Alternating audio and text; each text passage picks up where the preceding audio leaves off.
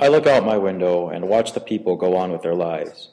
I find it odd that I can look out my window at 9 in the morning, 2 in the afternoon, and 11 at night and see the same amount of people walking the sidewalk.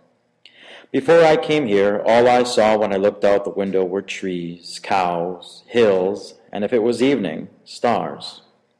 More often than not, there are no stars seen in the city. When I'm walking the sidewalk, I have my music blaring in my ears to drown out the assorted commotion. There's always a car motoring past me or a couple gabbing as they walk by me. People running or riding bikes rush along. Dogs on opposite side of the street bark at each other. I can't hear any of this. All I can hear is one of the very random assortment of songs. At the moment, it's I Don't Feel Like Dancing by the Scissor Sisters. While I can't hear the noise the world is making, I still think I do. I've lived it for so long, my mind replaces the muted actions with their respective sound effects. I think back. When I would walk along our unpaved gravel road, there were no digital musical players. At the top of my lungs, I would sing. No one would hear me. The distance between me and nearby houses was significant. No car would travel by. The occasional bird would tweet, but mostly, when I wasn't making noise, only the wind would. With the finale of my song, I would stop and look around to make sure no one had heard.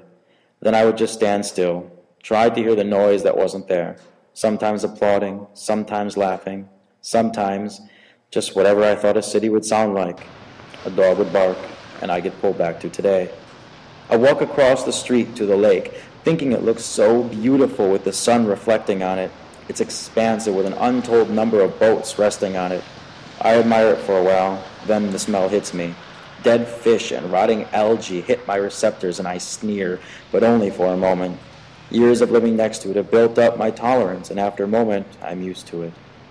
There is no going in it. I never knew of a body of water you couldn't enter before I came to the city. The Black River goes through our woods. I grew up with it, and that made it unspectacular. But once in a while, I would walk down to it on my own, trudging through the untamed weeds and grass through a light path. It would smell fresh and new. My nose would welcome the clean smell of unspoiled soil and greenery. Finally, I would reach the river and look at its powerful flow, drinkable, fishable, and swimmable. I am there to take advantage of none. I would just watch it, remembering the days I had taken and utilized it.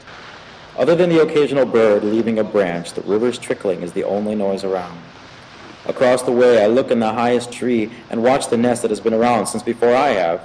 It reveals our longtime friend. A bald eagle peeks its head out. It can see me clear as day, whereas I need to strain. I return to the city, getting out of normalcy once more.